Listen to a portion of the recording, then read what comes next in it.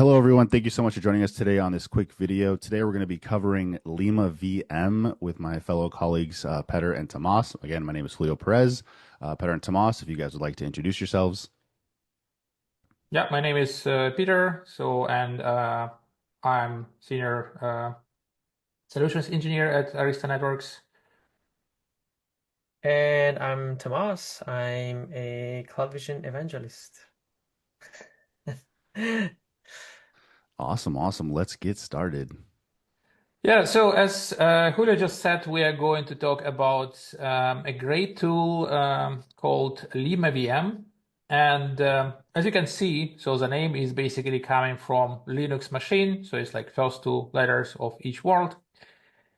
And what this tool is basically doing, like if we actually step back a bit and talk about the history, so like Lima was positioning itself as a container runtime, yeah, and so it can be used to run the containers. However, since that they actually generalize that a bit, and they can allow you to provision any VM you want. So, but as you can see, it's not just you create VM, but you can create the VM from a specific template that you can customize, and you get all the file sharing and port forwarding necessary. So, which is a very cool thing, and I hope that you will see that in the course of the demo. Now, under the hood, Lima is using Camel as a virtualization tool, and we're not honestly going to discuss installation process in detail, but there are a few things I want to mention, and if we open their documentation, you can see here that the installation process for macOS is very simple. You just use brew install Lima, and that's pretty much it. So if you don't have Homebrew installed, you definitely should have it installed. So please do that as the very first thing once you finish watching this recording. Honestly, the macOS will be the focus of our discussion today. Although Lima also supports Linux, and if you want to install it on Linux, you can. You will have all the same benefit. However, on Linux, sometimes you must be fine. You can be fine with just native container support. So because it's basically just part of Linux, you don't have to do anything. So macOS will be definitely our focus. And so apart from this, you don't have to do anything. So you might actually watch out that you have Camel installed, but if you do that via Brew, so this has to be normally installed as a dependency. So if not, so just watch out for that.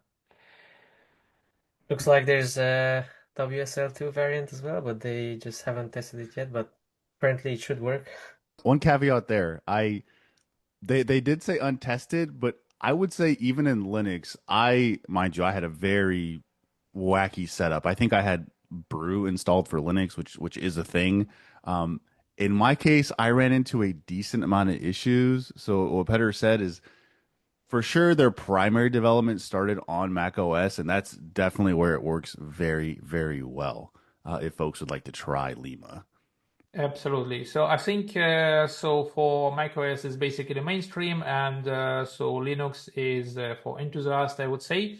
Also, it's certainly possible to install it on Linux, but Windows, there is actually a Lima port for Windows someone is working on, but I wouldn't be that brave. I would probably stay with WSL2 to be honest. And they are doing quite similar thing after all. And this is for the new ARM-based Macs, or they also support it on the Intel versions? Yeah, I Those have are never kind of old, tested but that on yeah. Intel Macs, so I don't know if you still have an Intel Mac. So I feel your pain, but so I think it works on any architecture basically. So, but I have certainly been testing that on ARM, right? And on ARM it works just great. So yeah, here is a GitHub repository, so which is also showing you some stuff, but we are not going into any details here. We just show that in our small demo. But one thing I want to mention also is, well, why we want to use Lima in general. First of all, there can be quite challenging to build your environment, to test something. And like as engineers, we test a lot of things every day, and there are very different use cases, and to cover them in an easy, approachable way, so to build a consistent environment, not to run into any permission issues, is sometimes it's a real challenge. And you can use like all kind of tools. You can use like containers, you can use dev containers. Sometimes you just need like a pure classical VM. They all work and they solve like normally part of the problem, but Lima is just bringing some nice abstractions into the picture that actually make things a bit easier. Like, for example, as I said, all your file sharing, so like from your host, comes already pre-mounted, and you don't have to deal with actually mounts like you would normally do with containers. Let me show you some real stuff. So if you basically run a container, right? So just an example. So you want to run something, and let's say I have Podman on my machine. So you can use Docker, you can actually use anything, and I can do Podman run. And so I want to run some very simple container, which will be, of course, Alpine, and that will be latest. And all I do is just bring current working directory, something like that. As you can see, okay, I'm in the root directory, so it's not like a super exciting. So it's very simple to run actually container like this. But the challenge is like, okay, if I do podman run and I want some other directory as my working directory, and I basically do something like test, and then I use like still Alpine latest as an image. You can see, okay, it's erroring out, so because apparently this container was not created for this, and so I have to define my own Docker file or something to basically add this directory. Or rather, I cannot access anything in my local file system on my host. And if I want to do that, I would go and I would do like podman run -v, and I have to know what is that, right? So, and many people are not really trained to work with containers. I'm fine with this, but I see many colleagues who would actually like something more simple. And then, of course, I know that I have to type like users, and then I have my user account, and then I have like downloads, right? And you already see that I'm doing quite some work, yes. So and then I have to type semicolon, and then I have to mount that somewhere in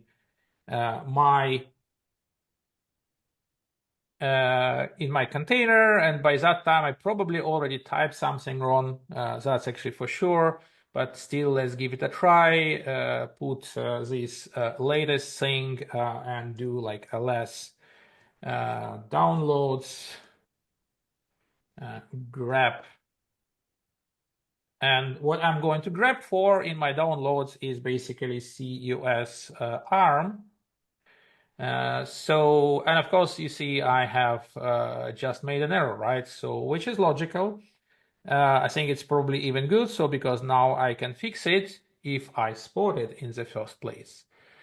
I think it's just one letter here. No, it's not just one letter. You have one more. Anyone sees what I did wrong? Is it the download? So the target directory is download instead of downloads. Yes. I mean, you can either change that or the ls command. Yeah.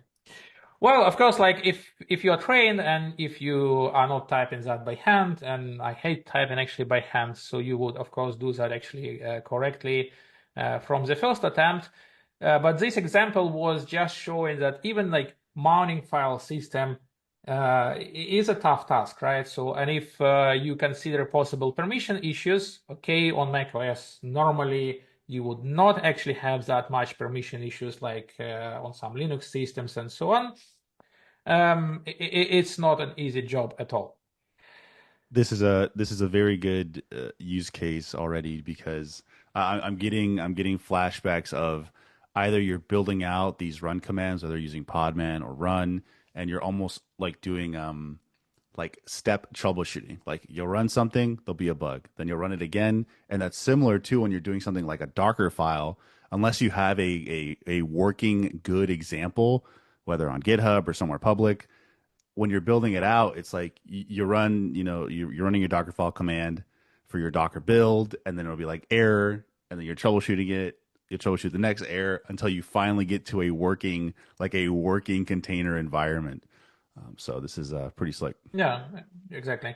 And I think actually like Podman by itself, for example, is still pretty amazing tool. So, but for certain use cases that we hit in our daily, especially network engineer life, and keep in mind we're not focusing our small discussion here on developers, but on network engineers. So a lot of people struggle. So I think Lima actually can help you to make certain things easier. Not to mention that sometimes you simply need a VM. You don't need any containers. You just want a VM to play with. And Lima is a very convenient way to spin these VMs, basically. So what we do next? I just want to show you an alternative. So I will clear all this weird stuff that I have on my screen, and I will start from the beginning.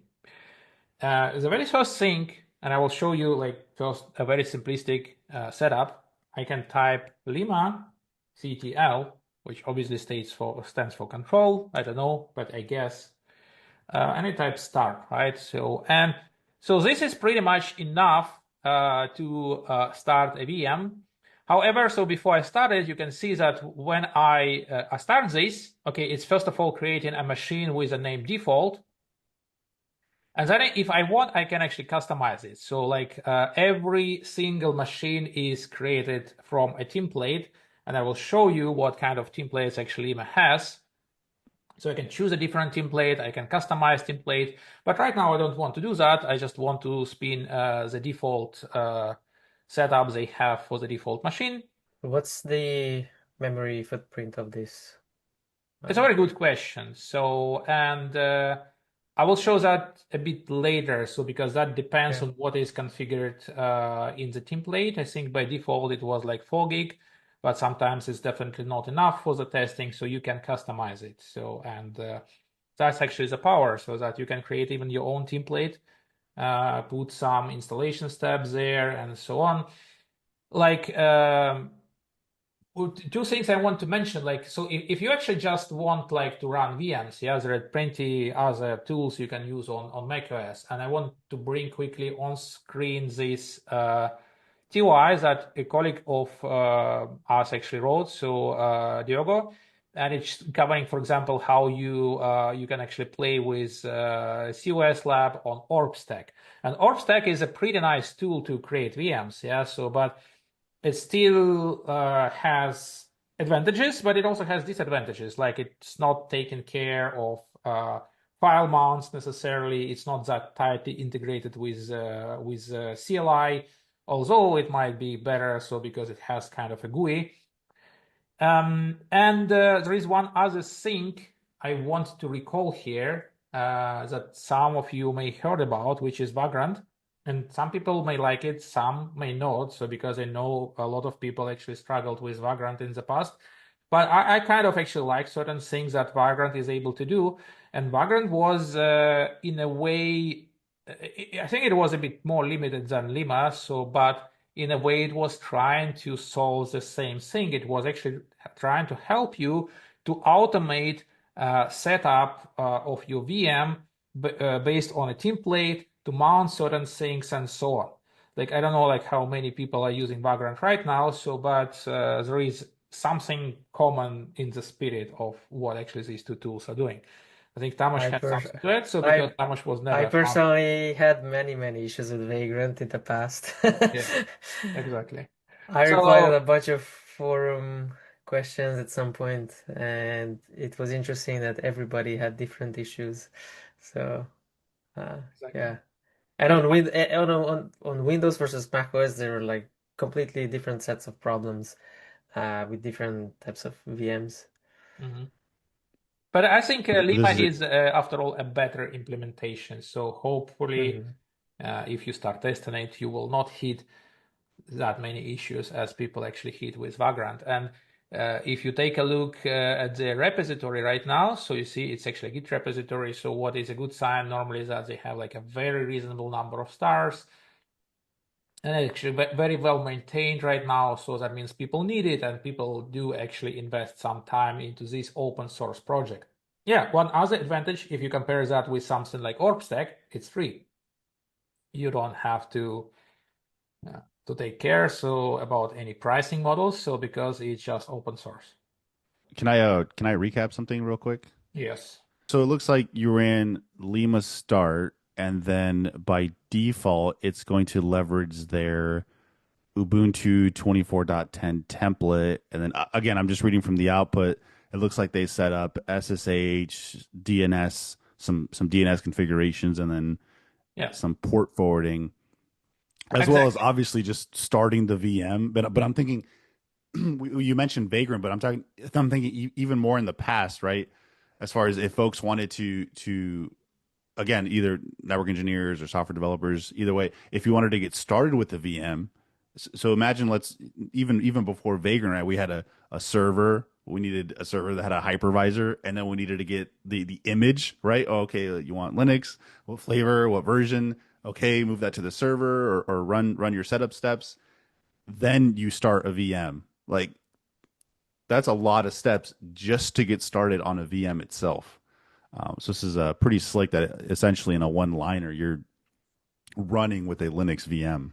Yeah, and what you mentioned is just only part of the overall story because then you have to figure out how to get to the VM and how to actually move your files from your machine to actually that VM and things like that. So like here it's all out of the box and it's really a lot of work done for you in the background, so which is super helpful. And I'll show you how that works. Brings actually some examples. So like, okay, we have started the machine, so it's up and running right now.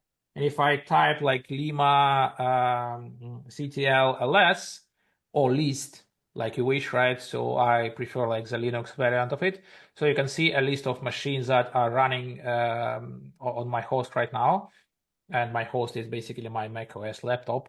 There is nothing special. You can see the name, you can see that it's running, you can see some actually ports that were exposed to SSH to this machine, and okay, it's basically like ARM architecture. So, and this is the memory footprint that Tamas was asking for.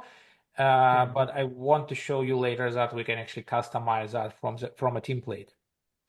So now once this machine is running, I want to clear my screen again. And what I want to do next, I want to show you that we can, like, Lima is tightly integrated with your CLI, and you can actually integrate that even more heavily. Like, for example, you can use a VM that you have created as your container runtime. But yeah, I'm pretty fine with Podman for this, so, but that's actually an option. And you can interact with this machine even without exiting your like normal terminals. So you can type Lima. In this case, we're using default machine. We don't have to type the name of it. And then we type sudo apt get install. And we install the tool, which is called, yeah, of course, we want to accept everything. NeoFetch. NeoFetch is not the most useful tool, but it's a very nice tool that is allowing you to basically display what kind of operating system you're running inside your machine, like and things like that. I basically just took it from the Lima example, so I think it's a nice way to present how you start interacting with this machine. Okay, it's installed right now, and what we have to do is type Lima neofetch. You can type any command; it will be executed inside Lima machine in this case, but we just want neofetch. And you can see that basically, okay, this is the machine that we are running, yeah. So, and it's pretty much self-explanatory. So it's Ubuntu on ARM and things like that, yeah. Pretty neat stuff, right? So if you want to interact with the Lima machine directly and not use your terminal. So you can just call limactl, and then you type shell and the name of the machine, which will be default in our case. And as you can see, I'm instantly inside my Lima VM right now. Yeah, so I can do all kind of stuff inside. I can check like, okay, this is my working directory, and this is quite fun, right? So because as you can see, I'm actually in my Mac OS home directory, which I think is cool and not. I personally like not a big fan of the default Lima behavior here for one single reason. So because like if I can do ls, you can see that there are all my macOS folders. But if I do something like touch, and that's actually a good thing, and you can actually change it. But you can see that if I try to write something to my file system, it will fail because by default, Lima will take a precaution of keeping your file system integrity and not messing that with what VM is doing. And it will be like read only, which is normally sufficient. You can change it in the options. You can actually edit, make it read and write. So, however, like you normally want to write something in the VM, yeah. So, and for that, you can basically check, okay, what is my home directory inside the Lima VM, and you can see that it's actually a totally different directory. And if I switch to this directory, so you can see now I'm in my home directory. And basically now I can, touch file.tmp, and then I can actually check if it's there. And you can see that I have created this file successfully. Now, the thing is, if you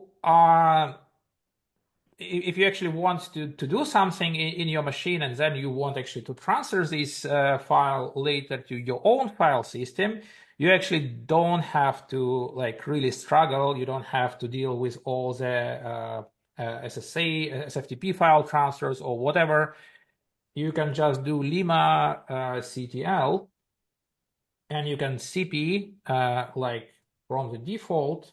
The syntax is a bit specific, of course, but it's easy to learn. And you type like home. So this is the machine from where I want to copy. So this is basically the location on my machine where the file sits. So I have to input it properly. And that was actually .linux, not just user. And then I want my file.tmp, and I want to transfer that to downloads on my own machine.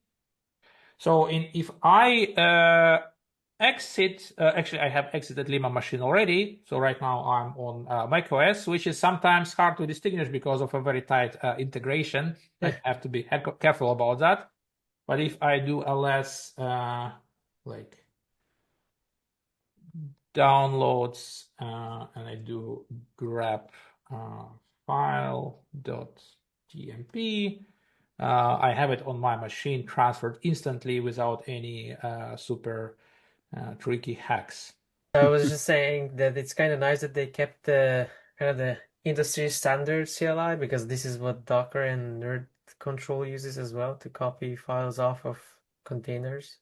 So it should be easy to learn if you've used Docker and Nerd Control before. Yeah. And just thinking about my, network engineering days is again my story of standing up the VM, and like Petr mentioned, like, well, now that you have the VM, you still have to, like, let's say you're using something like a labbing platform like Containerlab. Well, you need images, right? You need the container images, so you have to send it or SCP it to the VM.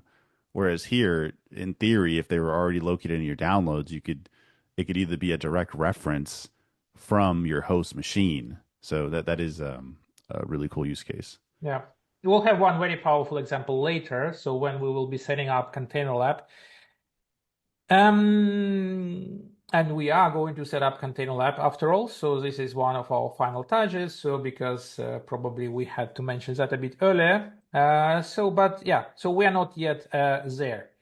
One other thing I want to mention, I will clean my screen again, that if you type something like Lima CTL start and you do -- list templates, you will see that they provide you a number of templates you can use. And all of them basically are predefined virtual machine setups. That means actually you have like a predefined image, you have a set of commands that you have to execute to start this machine, to mount all the directories. And if you need some actually custom scripts to, pre-configure your machine to a specific state, you can actually add them, right? So this is also possible. Like it's quite easy to define a custom template. Yeah, so how you can actually modify them. So if you want to modify a template, and let's say we are running like a default machine right now, I can show you like cat dot home slash dot lima. So default is the name of our machine, and there will be like lima.yaml, I guess, inside. Yeah. So if you check this, so this is basically your template, right? So this is we're not going to read it in full, of course, but there is a few things I want to highlight. Like one very specific thing at the very beginning that actually is worth mentioning is basically the resource requirements. Yeah, so you can see here that you can define like how many CPUs we will be using for our machine, how many like how much RAM we want to allocate, and the disk space. And this is like super critical also because if you want to run like a reasonable instance for you probably have to customize it, because maybe 4 like gigabyte will not be sufficient for what you're going to do. And this is surprisingly a very, very common challenge. So because people are trying to run like a huge labs on their machines and they forget to customize the machine resources to accommodate the load they're trying to put in. Like if you are thinking about COS lab image, for example, like for every single COS lab instance, you normally need like 1 gig of memory around that. Yeah. So scale your machine accordingly and customize your template if you're going to use this too. So there are like different templates available for you here. Yeah. So well, the names are pretty much self-explanatory. Like there is like different kinds of Ubuntu, like Rocky. There is actually Podman. Like okay, I'm running like Podman desktop on my machine, but one actually super great thing about Lima, like one real use case that I can bring here, I had to experiment with actually rootless Podman once, right? So because like a customer had quite weird case with our container images, and well, you had to spin a lab environment. And how you do that, like I mean, normally it would actually take quite a bit of effort to have like a proper rootless Podman setup on a proper like Linux machine. So here you can just get it in seconds and just start playing with it, which is super helpful. Like, all the standard images you might need are actually here. However, there is a catch, and it's not like a big catch, but if you check their docs and you click on templates, so there are basically like different tiers of templates. Yeah. So by the way, remember Tamas mentioned NordCTL. So the default like containerd is like a tight integration of containerd and NordCTL basically. And this is like their regional focus, and this is like tier 1 template that they maintain, that they test for all possible combinations. So like, and there are like tier 2, and I think there are also like some community templates. So the difference in the level of testing that they actually put into these templates. So like if you are picking something that is not highlighted as tier 1 and tier 2, you theoretically might face a bit more issues because of less testing. So, but honestly, like if we take a look at Podman, for example, so it's not highlighted as tier 1 or tier 2, but I was personally using this actually specific template, and it was very, very reasonable. So I haven't spotted like any serious challenges there. All of those are definitely usable, right? So the next thing we want to do is now to show something more useful. Yeah, so because that was, to be honest, pretty generic stuff. So what we want to do right now, we want to show you how to run, let's say, AVD containers on Lima VM, and we want to show you how you can actually run Containerlab on Lima VM. So because this is probably what everyone will be interested in. And the right way to start is, of course, to create a new VM. We are not going to use Ubuntu, although we could. But if you think about, like, honestly, for our task, like to run the container lab, so the best setup is probably like normal rootful Docker setup and not something else, right? So, and they already have a template for rootful Docker, and this one we basically going to use, and we don't have to do anything on top. We don't have to deal with installing Docker, and you will see that it's actually pretty simple. Okay, so let's create our VM. That will be Lima CTL start, and we will give our machine a name this time, and the name will be Docker. I can call it Docker rootful as a template, but I like a short name. So definitely use rootful. So because for the lab, it will be much better than actually playing with some other a bit more actually tricky stuff. And then I type template.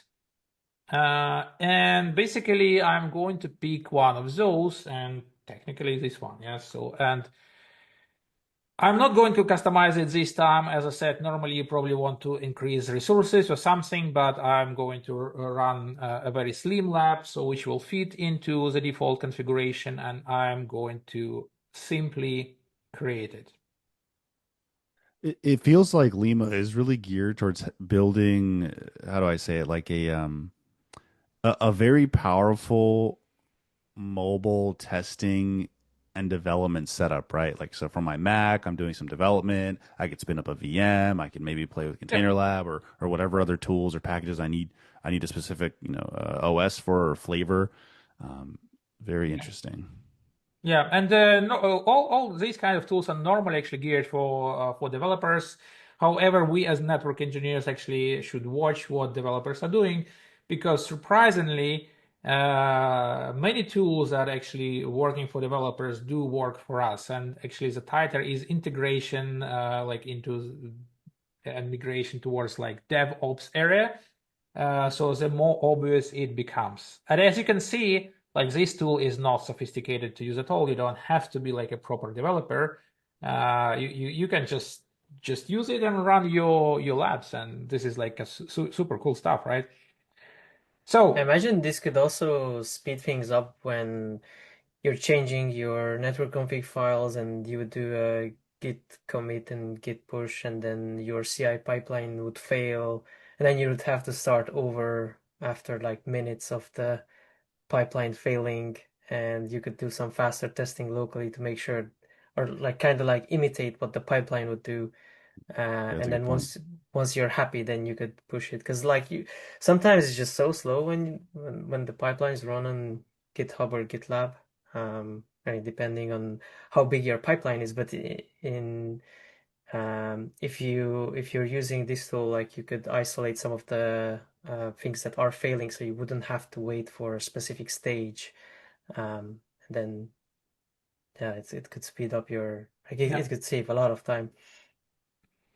Yeah, and I personally believe that it's absolutely crucial that everyone has to work on their like lab tooling, so and be able to spin any environment. So in well, if not seconds, maybe like minutes. So consistently and test all kind of stuff. We have to test because of our work, right? one other thing I want to change is like as I said, I could actually call like Lima CTL shell, but I kind of actually prefer to SSH to these machines, and you can actually do SSH very, very easily. So what I want to show you is that basically, let me actually clean my screen, so because it's now quite full. If I do cat and I will check my home .lima. So this is basically home.lima is where by default Lima puts all kind of stuff that is necessary for Lima machines to work. And there should be, like, as you can see, right now we have two machines and we have like, okay, config, which is there from the start. And then we have default and Docker. And inside Docker, we actually have all the files related to our newly created Docker machine. And one of these files is actually SSH config, right? So on here you have all the configurations that you need to SSH to this machine. I cannot actually express how cool is that. So because all I can do right now is like echo and I will add like include statement. And then I'm going to, well, actually copy paste, I guess, this. And I'm going to put this line, and I'm going to not override, but add this to my .ssh config, which is actually right now empty. I will not be showing that, so just not to clean this line. You can trust me. And basically, if I do cat and I will put this location, you can see that right now in my SSH config, I have this line, so to include the config generated by Lima. After that, I can type SSH, and you can see that this host is called like Lima Docker, right? If you want, you can give it a different name, of course. So, but I'm happy with default, and I'm inside my machine.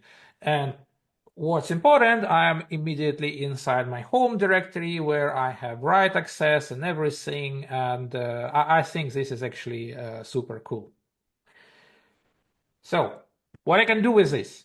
Well, of course, I think the very first thing you want to do with any machine, any Linux machine you have created, is to test AVD container images. It will be basically Docker run. So this is one first thing I want to do actually, and then I want to delete container every time I finish it. And I want to mount like home AVD as my workspace.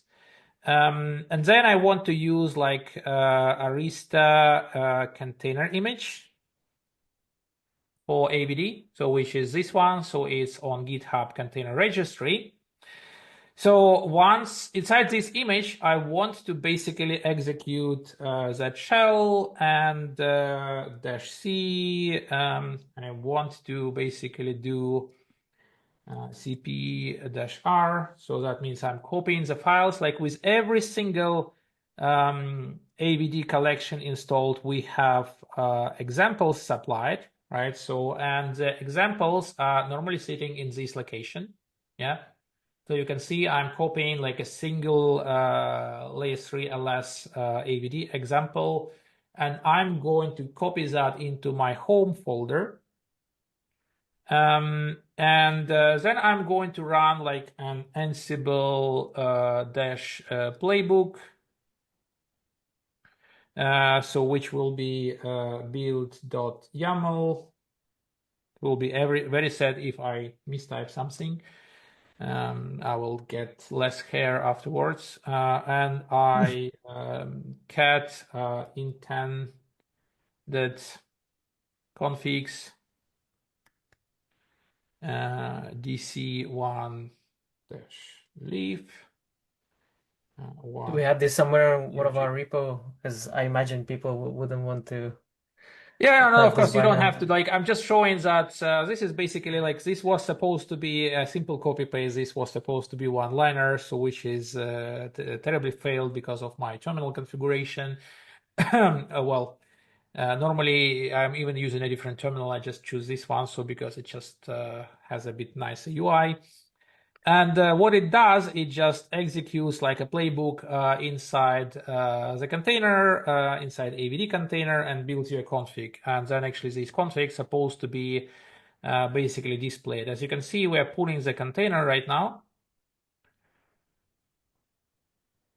So you can see, okay, so like the container stuff works easily on Lima, right? So you don't have to like, so you just started VM out of template, and you can already run your container so without any troubles, right? So this is running within the rootful Docker VM you just created, right? Exactly, yeah. And it's Okay. using basically this rootful Docker setup that Lima provided for us.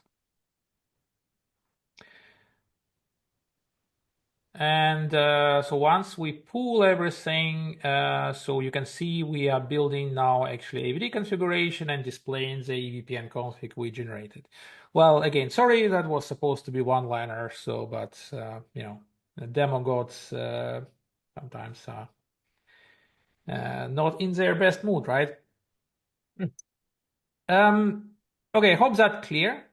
So we can finish with AVD stuff.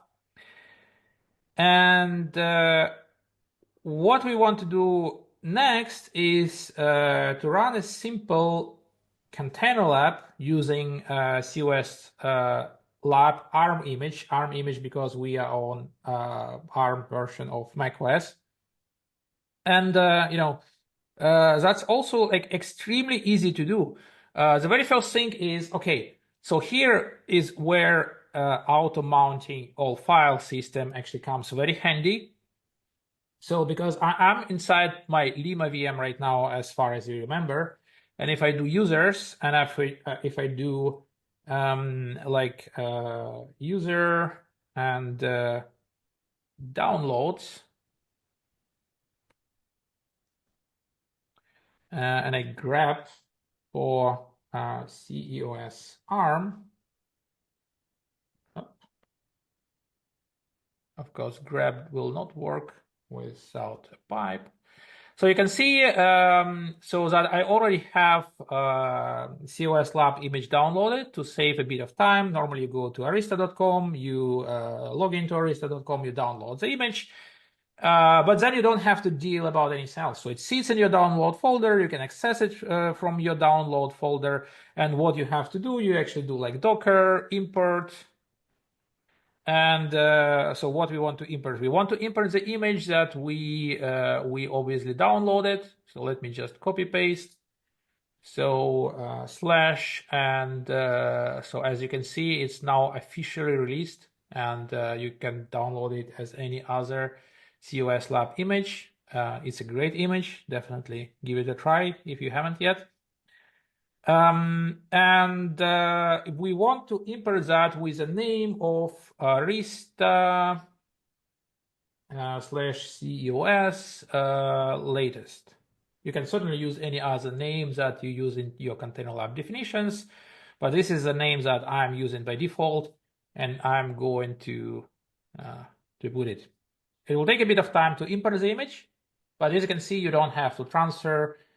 You basically have like no trouble, so it's just instantly there for you. You just import the stuff. Just a quick question, and Petr, I don't know if you've done this in the past. I feel like I know where this is going, but in Lima, since we can build these templates, and I haven't checked the docs if this is possible. See, right now we're running these steps, but can we define these steps in a template? So like as we start up our let's say our custom rootful Docker, it would install the necessary tools, maybe grab an image, whether if it was publicly available or like from arista.com, because I think that would be huge in setting up these consistent environments that folks want to essentially leverage a community template for something like Arista CEOS or Containerlab. Yeah, definitely. We actually maybe it's a good idea. Maybe we have to think about building our own template and sharing that. But generally, like right now, you can go and customize template yourself, and you can add any steps you need there from the setup perspectives. Some stuff I'm showing here can be already pre-configured according to actually your needs. I personally normally use actually Lima for some ad hoc tests, and it's normally not a lot of work to actually add some missing pieces. But all kind of possibilities are in your hands and only limited by your imagination, I would say. If I do Docker image ls, you will see that we have our Containerlab image imported, and we can now use it. So the other thing, and this is just one liner that I will try to copy paste. I hope actually works this line. We have to install, of course, Containerlab. And Containerlab is a great tool. Big shout out to maintainers. So we also love to use it. And as you can see, Containerlab is now installed inside Lima. And the only piece we are missing is the Containerlab topology, which we will have a very simple topology. So it's basically just two switches connected with a single interface. So because we don't have time for anything more sophisticated, so let me actually paste that. And you can see this is basically, let me just do it once again. So the topology we are going to run, it's super simple, right? So just two switches, both of them COS using the image that I have just imported. And now we only have to do like CLab deploy. And this will start the lab for me. Okay, so now it's ready, yeah, and basically we can SSH to one of our switches. Of course, it has no like variable configuration. We could actually run all kind of sophisticated things here, but for the sake of time, we're not going to. I think the admin was the password by default. Okay, good. So this is basically our switch. You can do like show version. You can see that it's basically an Arista switch. And if you do like something like show LLDP neighbors, you can see that there is another switch connected to it. So basically, this is a super small, super slim lab that you can easily use. And that's pretty much concludes our demo. One thing I want to mention that I'm probably not going to show to save time is that you can easily integrate that with your VS Code environment. So because basically, let me try that. So if I spin a new VS Code window, so let me do that on the side like that, yeah. I will exit this stuff, right? So, and I will exit my Lima VM as well. So you can see that we have set up SSH before to actually Lima Docker, right? So, and you can see that as long as you have remote development extension installed, you can click here and connect to host. And actually, I already have added that, I believe. No, actually, it's because we just defined the config. And you instantly connect to your machine, right? So you can see we're setting up like the server on the remote side, and basically we are in, right? So we can open the terminal like inside this machine. We can actually like inspect all the files, like all our YAMLs in this VS Code IDE. So let me open the folder, and I think I just opened my home. Yes, I trust the authors, and you can see this is like the CLab topology we just basically added, but with all the highlights and everything. Well, once that is done, the only thing left, you can clean your environment. That is super simple. You do like Lima CTL stop default, and we also stop the Docker machine. And once we stop the machines, we basically delete them. So with like Lima CTL delete default, and we delete Docker as well. And our host is clean again. That's it. Nice. No, that was Obviously, if you super had slick. config changes to your dev environment, then hopefully you've pushed it to GitHub before deleting the VMs and all the evidence that you worked today. Uh, but yeah, talking about speed, I think I was reading some blog posts about this, and apparently it outperforms Docker Desktop. Though I was reading that Docker Desktop on Mac OS used to use HyperKit, and recently, well, a few years ago, they've added the new virtualization framework. But even with that, it was kind of slow, and you uh, had these translation layer cause lag, let's say. And then they made it a lot faster, but there's a catch. You have to pay for the file synchronization feature for Docker Desktop to leverage the lot faster file speeds. And so Lima, as Peter said, it's for free and it's also very stable. So probably it's a lot better for most people. And also OrbStack, even though that's also as a paid version, but that's also very good with performance. Yeah, well, I would say, and it's just a personal opinion, so if you are using Docker Desktop, don't use it. You don't really need it for anything nowadays. And I think there are many tools that can actually do the stuff better. Well, if there is someone from Docker, they may convince you. And I'm actually certain they have some advantages, but for a network engineer, general use case, use actually Podman, use Lima, use OrbStack, anything like this. I think these tools are way better in what they're doing. And well, but basically be modern, actually constantly explore what else is out there. Don't stay all the time with one single tool, because even if it works for you, there is a chance that you are missing something that is even better and that will actually save you even more time. And just constantly experiment, try different stuff. So and find your own solution that is the most appropriate for your needs. Absolutely. No, for sure. Thank you, and thank you, Petter, for demoing Lima to us. Really, really fascinating stuff. Yeah, that was Thank you, great. guys. I'm gonna definitely use it and show it to my friends.